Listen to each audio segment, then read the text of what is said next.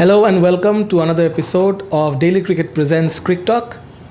I am Mohammad Isam, ESPN Cricket First Bangladesh correspondent, and with me is Atif Azam, CrickBuzz's Bangladesh correspondent. Atif bhai, we are in a very exciting sort of week in Dhaka because Bangladesh are going to play against Pakistan in 3 T20Is starting from Sunday. We are a day behind. We are about to watch Bangladesh train today. Pakistan did not train today. It's exciting because Bangladesh had a great turnaround last week in Sri Lanka. They won the T20I series, the first T20I series victory against Sri Lanka. How do you sum up this turnaround, or watching Pakistan? Pakistan last played against Bangladesh in May and won those 3 matches in Lahore. It'll be competitive, but you guess that where does it stand in terms of the competitiveness of this series? I think Bangladesh is experience-wise in a better state than Pakistan, because both the team are going through a transitional period, that's for sure. But apart from that, Pakistan is missing some of the key bowlers. Harris Trough is not here. Shaheen Afreezi is not here. Hassan Ali is not here. So these 3 bowlers, they will be missing them. They're also without Shadab Khan. They're also without Shadab Khan, and so. I was just reading somewhere that the total wickets taken by the Pakistani unit is 173 T20 wickets, and whereas Bangladesh have taken more than 500. So experience-wise, Bangladesh bowling attack is much better than Pakistan. But from my experience, I've seen Bangladesh getting crushed by unknown opponents because they don't know. So it's an area that Bangladesh will be focusing on, because we have seen Sri Lankan players, we have seen especially Sri Lankan cricketers who have not done much in the international stages before making an announcement with the performance against Bangladesh. I can name a lot of players, you can also name a lot of players.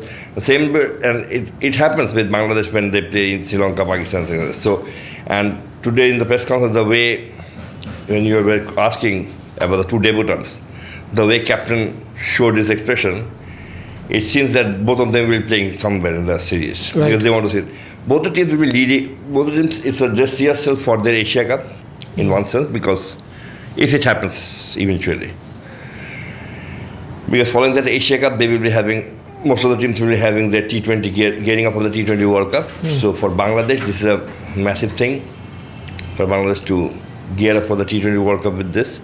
Lijon Kumar Das in particular would be in a much better state mentally after going through such rough phase.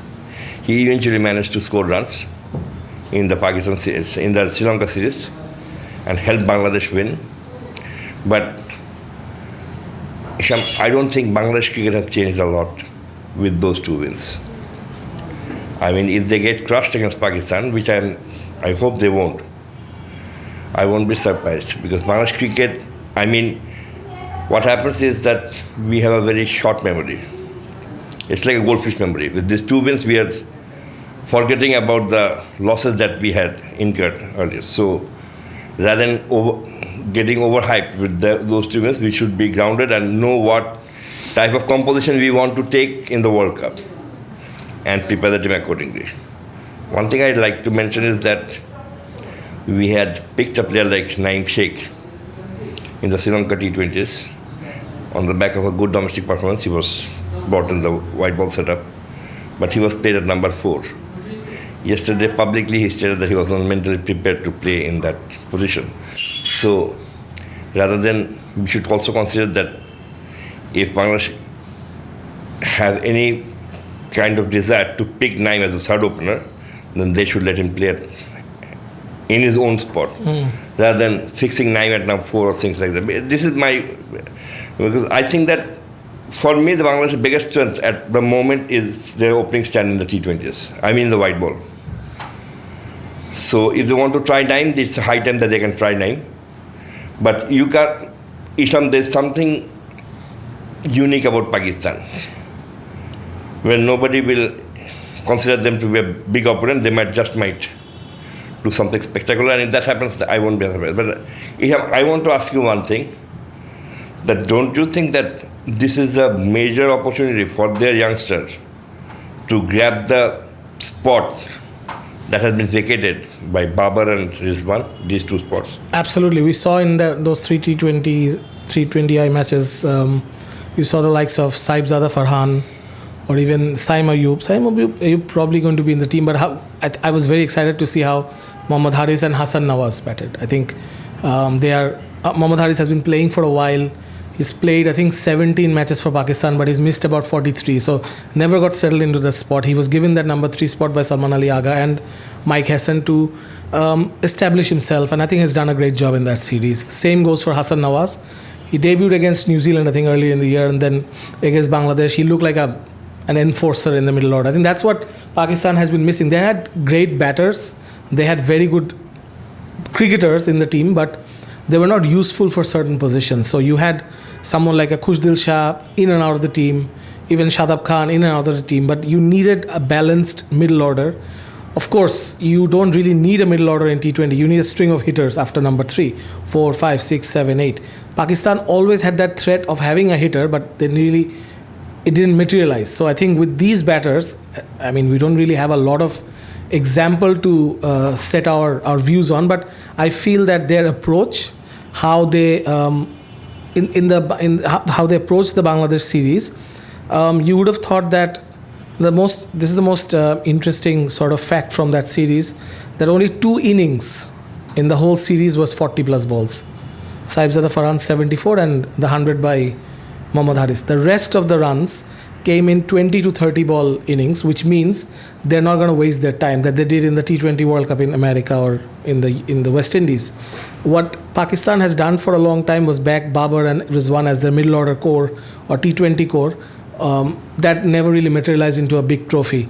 I'm not saying that these guys can win them a trophy, but this is the approach that every team in the world is now going to adopt, except Bangladesh, because Bangladesh doesn't adopt quickly. I think that, do you agree that Mike Hassan adopted this for RCB? That worked for them very well. Yeah, I think that's settling down on Mike Hesson to be the white ball coach, and that has probably shifted their mentality. I think Pakistan needed that. Very early to say, but I think their bowlers are also understanding their roles in T20. I know they've picked a few new bowlers. They've picked a wrist spinner, left arm wrist spinner as well. So this diversity in the bowling attack and the fact that they have experienced guys like they have Abrar and they have Nawaz as well in the spin department, and these guys have also played in Dhaka a lot. So you just have to give them that tag in this series that they're going to be favorites. But I'm sure Bangladesh, as you said, that the turnaround from Sri Lanka might help them in this series, but it's not a major turnaround for this team. So going back to another point that I got from this Bangladesh team is the fact that I was very excited to see how Tanjid Hassan batted in the third T20 or how Shamim batted in the second game. Liton came back in a bit of form. Tauhid Hridoy played 2 anchor roles. Atibay, do you think that finally, after searching for 20 years, has Bangladesh finally settled on a bit of power hitting? You have Jakir, you have Imon, you have Tanjid, you have Shamim. 4 out of the top 7. It's not a bad not a bad call. Finally. We can always say that, but someone like Shamim coming at number 7, 6, it surely indicates that, and for the top 6 and Jakir. Yeah. So these 2 players in the death overs are very good. I think that they are capable enough. But what happened is that in Bangladesh, I've seen from my experience, you must also be knowing that whenever a person is scoring runs down the order, we try to shift him, promote him up the order. Whereas we don't try to understand that his mindset is for the 30 balls. He knows how to watch those 30 balls. You give him 70 balls, he doesn't know what to do. So if we want to try too many things with Shamim, then I think that it might backfire. Yeah. We just wanted to bat him there. And even in Sri Lanka, there was a question asked to Shamim that, do you want to bat, promote up in the order? Yeah. So these kind of questions also make that player feel, am I deprived in the batting order? Mm-hmm. So I think Shamim should be aware that I don't have any doubt about his ability. But at the moment, he is perfectly placed at the position where he can have 30 balls to do his thing. Do it things. Same applies with Zakir Ali. Yeah, but what about Atif bhai? What about Tanjid or Imon? I think I'm sure it's the right approach for a T20. They're settled in. Yeah, They're settled in, and the approach they're settled in, and that's why they're playing in this manner. They know that their position is being quite assured. I mean, if Bangladesh team did not wanted Naeem to get at the top, one of the reasons is that not to have any insecurity in their mind. It can be one of the reasons of team management that let's not give them any insecurity. not give them any insecurity and also give them a bit of insecurity, because without competition, why will you do well? Exactly. Anyway, I think in the mid order we don't have any competition. We should have. We should have, because okay, you said that played two anchor roles, Hridoy. But we are expecting much more from Hridoy. When it comes to the heart, we always expect more. Sorry. I'll just get back to two other questions and we'll wrap it up. It was very good to see Rishad getting a 3-wicket haul in the second game, and then Mahdi, obviously, 4 wickets with a new ball. Bit of a question mark on his role as the vice captain in UAE in Pakistan, and then he got dropped. He got smashed in UAE, I think. Sort of wicket that it was in Sharjah and then in Lahore. Later on made a very interesting point that whenever he sees a wicket where the ball is going to grip a little bit or turn a little bit, he's going to pick Mahdi first, and if it's not, it's going to be Mehdi. I'm not going to question you on the merit of that statement, but is Mahdi a one-dimensional bowler? I don't think so. And I just don't get that into my head. With Isham, there's a thing that we both agree, in principle, is that if he's a good batsman, he's a good batsman. Well, we don't have, you also, I've seen you saying in the same manner that if you're a good batsman, if there is two good right-handed batsmen, then let them play. You don't have to have that left and right combination, if he's a good batsman. Right. So unless if we are making a statement like that in good wickets, Mehdi and Miraj will play, it only indicates that Mahdi is not good enough. Unless we try him and see him, I don't think we should make that kind of a statement. Yes, he was best, even Miraj was best, but what he brings on the table is something that Miraj cannot bring as a bowler. And as a batsman, if you equate both in T20s, they're quite similar. Yeah, I mean, Mahdi hasn't scored and Miraj really doesn't score big. So, what's the point? Lastly, no, we have already, obviously, we understand what we're going to talk about. But I think it's important to talk about how the senior assistant coach came out in the media and was quite emotional. And I mean, there was a talk about him shedding tear. I didn't actually see him do that, but it was very emotional look, assistant coaches, batting coaches, bowling coaches, usually they are background figures or background staff who don't really come out and become so emotional in public in a press conference. That really surprised me, especially given how practical or how rational Mohammad Salahuddin has been for years. Did the pressure really get to him? I mean, you know him better because you've been to school with him. Did it really get to him, or I mean, did he really have to make that statement? I think from personally speaking, he should have come in that press conference. He shouldn't have. Should have come to the press conference. Okay. Because if you're playing in a professional sport where you are in the spotlight, a lot of things will be written. Of course. So, and you don't have to clarify unless it's being asked to you. So that's one thing. Second thing is that he wanted to come because he wanted himself to clarify a lot of things. I mean, there was a report against him. I'm not sure whether it's right or wrong. Probably in that report, where I read that report, where it was claimed that there were mountains of complaints against him, but no complaints were actually proven in that report. Salahuddin's point is that this kind of reports has hampered his image.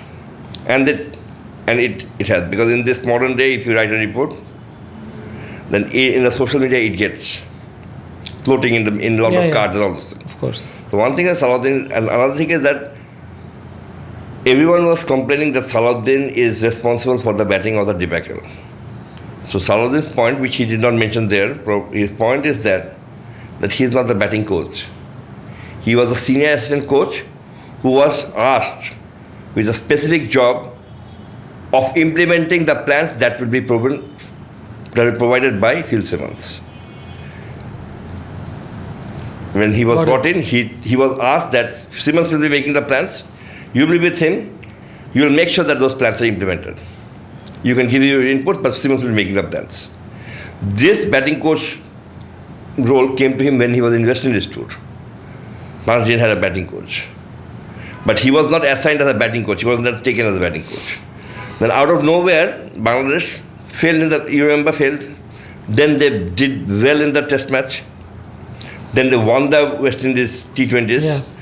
And the board forgot that they need a batting coach. Of course.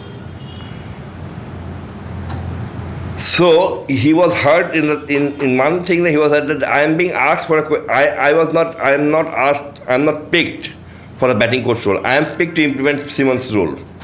Simmons' plans. Because they think that they want to groom Salahuddin for the better planner things. But batting coach is a very skilled job. Limited skill job.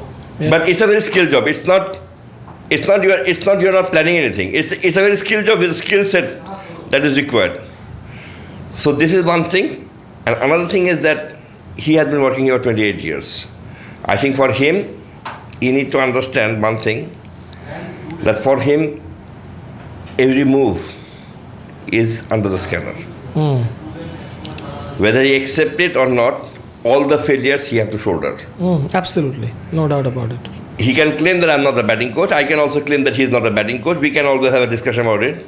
But when Bangladesh team fails, that team management fails, and he's a big part of the team management. True. But I've tried to figure it out. I don't find a lot of evidence that suggests that Salahuddin makes all the calls. Right. There can be calls that Salahuddin might not know. But the way Salahuddin is giving all the calls and everything, I don't think that is totally correct. Yeah. It can be partially correct, but not totally correct that he is making everything. No, and that makes sense. You have a very well-known coach in Phil Simmons in that team. You have Salahuddin, you have Sean Tate now. And cricket board doesn't really shape the team management where one person is the head of everything. I mean, after Chandigatro Singh's experience, I'm sure, and obviously when you have a group of people working in the coaching or the team management, you're going to take a decision speaking to everyone. He can't be the one taking all the calls. I mean, there's a lot of background that we have. I think one of the reasons why we tend to be really critical of him is because he's very close. He used to be very close to the media when he was not in the cricket. But that's what happens with people like Amul Islam Bulbul, Nazmul Abidin Fahim and Salahuddin, because they were not in the cricket board. We used to think now that they are in the cricket board, we think that, okay, any sort of criticism is acceptable. Anyways, we are almost at the end of our show today. We will be back to you after the Bangladesh-Pakistan series, after the 24th of this month, right? Of course. And we will review that series and then looking ahead to what happens in Bangladesh cricket henceforth. From us in Daily Cricket presents Crick Talk, it's goodbye.